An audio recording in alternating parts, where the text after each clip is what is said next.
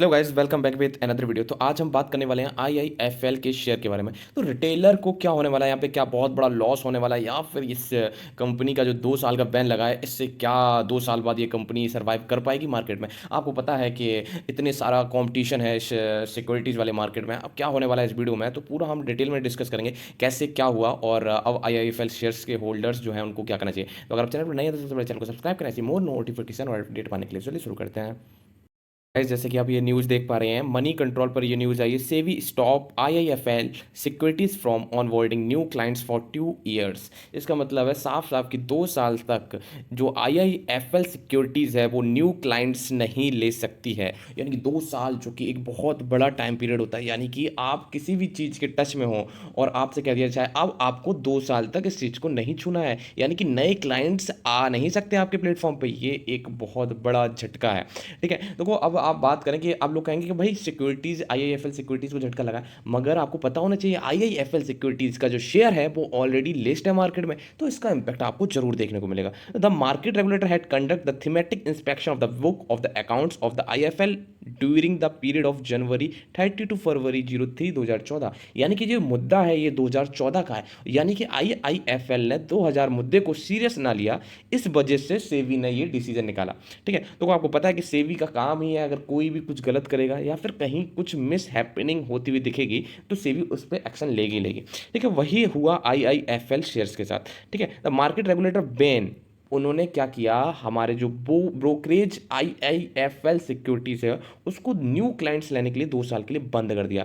अब ये हुआ क्यों और सेबी ने ये क्यों किया? ठीक है, सेबी ने ऑलरेडी इनको नोटिस दे रखा था, इनको काफ़ी सारे नोटिस आए, उन्होंने इन सारे नोटिस को क्या किया, इग्नोर किया, उनके रिप्लाई ऑन टाइम पे नहीं दिया।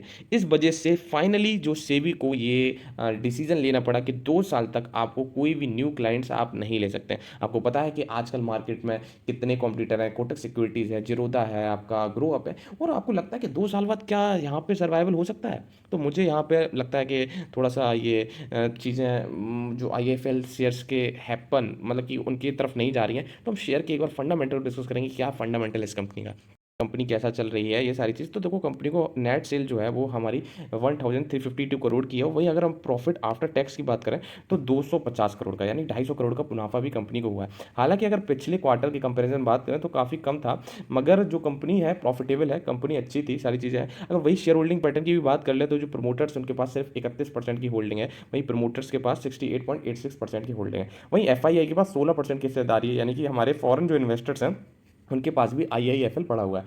यानी कि यहाँ पर कंपनी के जो फंडामेंटल्स थे वो काफ़ी स्ट्रॉन्ग थे, मगर कंपनी ने थोड़ा सा इन चीज़ों को इग्नोर किया। तो हो सकता है कि अभी कुछ रिलैक्सेशन हो जाए, कंपनी कुछ केस करे कि हमें थोड़ा सा 2 साल नहीं, हमें 2 महीने दे दो इन बैन के लिए, या फिर कुछ सज़ा कम करने के लिए कुछ अपील कर दिया, तो कह नहीं सकते।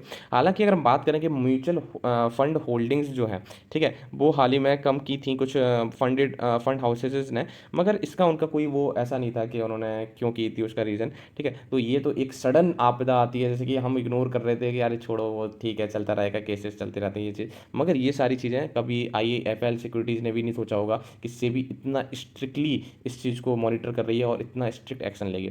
तो गाइज, आई होप आपको समझ में आया होगा। आईआईएफएल सिक्योरिटीज़ एक बहुत ही पुरानी कंपनी है, ठीक है, जो कि हमारे डीमेट अकाउंट्स वगैरह ओपन कराती है, और 2 साल बाद अब 2 साल तक ये कोई भी न्यू क्लाइंट को नहीं ले सकती है। तो झटका तो लगा है कंपनी को, और आई थिंक मुझे लगता है कि अगर इस शेयर में कल भारी गिरावट देखने को भी मिलेगी, हो सकता है कि 5% का आपको लोअर सर्किट भी देखने को मिले। ठीक है गाइस, मिलते हैं नेक्स्ट वीडियो में। अगर वीडियो पसंद है तो लाइक शेयर कमेंट जरूर करें और बताएं कि आपके पास आईआईएफएल सिक्योरिटीज़ है या नहीं है।